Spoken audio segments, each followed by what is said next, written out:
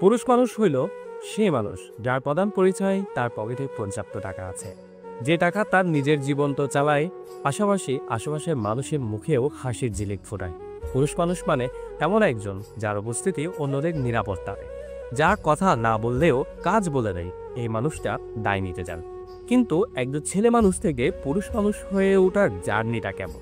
বাংলাদেশে অনার্স শেষ হওয়ার আগেই বেশিরভাগ ছেলে মানুষের এই রূপান্তরের প্রসেসটা শুরু হয়।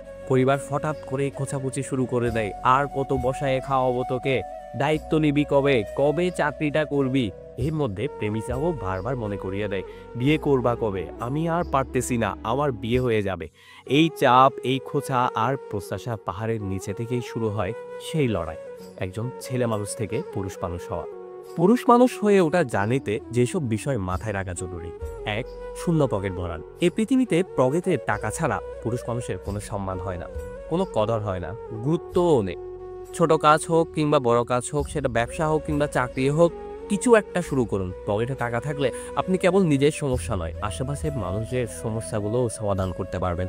তখন আর কেউ আপনাকে আঙ্গুল তোলারও সাহস পাবে না। দুই, খোঁচা কানে নেওয়া বন্ধ করুন।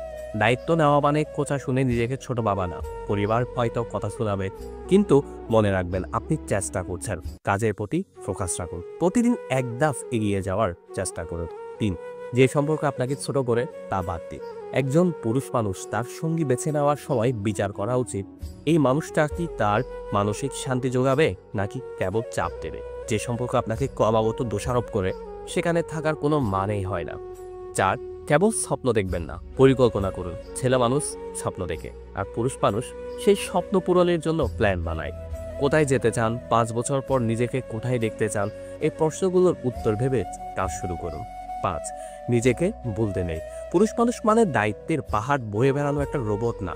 নিজের শরীর ও মনের যত্ন নিন। আপনি যদি নিজেকে ভালো না রাখেন, তাহলে অন্যের জন্য কিছু করতে পারবেন না। পুরুষ মানুষ হওয়া মানে শুধু বয়সে বড় হওয়া না, এটা একটা মানসিক এবং আর্থিক রূপান্তর।